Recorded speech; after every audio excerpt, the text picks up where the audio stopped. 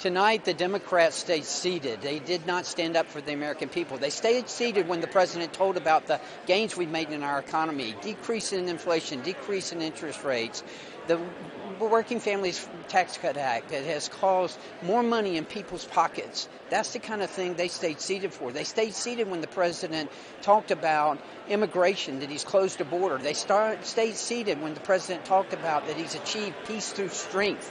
They stayed seated through all of that. They did not stand up for the American people tonight. Well, it was another missed opportunity to unite the American people. He had a lot of sad facts that are not true that he was presenting to folks, hoping they would believe them. Obviously, food prices are not plummeting. Rental prices, housing prices, energy prices are not plummeting. The price of medications in this country are actually rising. So a lot of the facts that he publicized out there, hoping that people will be misled with misinformation and disinformation just once again, is the presentation he made to the American people. Well, I think that Democrats always have the opportunity to join in with President Trump on positive economic policy, securing the border, bringing down inflation. But as we saw tonight, it's disturbing that Democrats choose instead to sit down, to not applaud the prosperity that Americans are feeling. And I think and I hope that the future will be different, where they will participate and they will help us bring America to greatness again. Basically what I heard was he was just honoring members of our military. I take my hat off to them. I salute them, those who have put their lives on the line. So I can work with him to give out awards. I can work with him to salute and honor and say great things about our military. That's something that we can all agree upon. Those were the opportunities that I saw that I could stand and applaud. But a lot of the other things, number one, I didn't really hear a State of the Union. I did not really hear what we can do about putting and making food cheaper than it is. I didn't hear about how we put people back to work.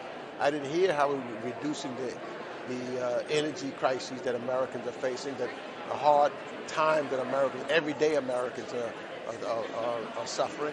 I didn't hear how we're going to work and help our ally, Ukraine, against Russia and its. I didn't hear anything about China. I really didn't hear anything about what he's doing or looking forward to how he's going to move forward with Iran and with those threats. So there was nothing that was there of substance that we could work together because he didn't say anything of substance. So we came in blindly, we leave blindly, and the State of the Union is a big question mark. Let's just transport ourselves back. Just not that long ago, when one of my colleagues uttered "you lie" at a quiet moment during the middle of President Obama's address. It wasn't a State of the Union, but it was one of his joint addresses. And now you've got people standing up and arguing and yelling and holding up signs and being disruptive. I mean, it's so amazingly disrespectful that it's painful, I think, for the American people to watch. I sat there through 6 Obama administration State of the Unions, 4 of them again with Donald Trump, 3 of them because of COVID with Joe Biden. I never did that. My colleagues shouldn't be doing that either. Well, I thought he blew another opportunity to create an atmosphere of inclusivity. I think he actually, with some intentionality, was divisive. He pointed at the Democrats and said they're sick at one point.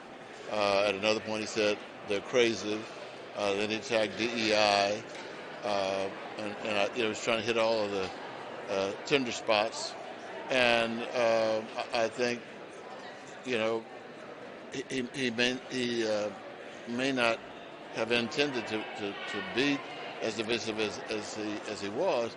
It's I think so much of who he is that he doesn't have to think about the direction he wants to go. He is himself, and he is one of the most successful dividers in presidential history.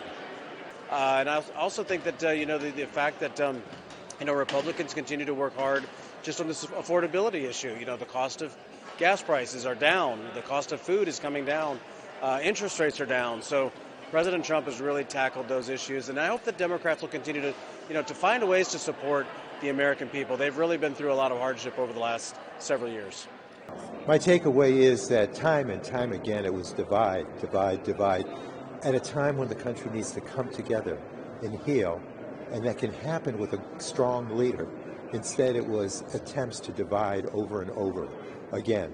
Now, the president indicated on day one of his second term, prices would come down. The exact opposite has happened. And he chose to lie to the American consumers about those pocketbook challenges that Americans are facing.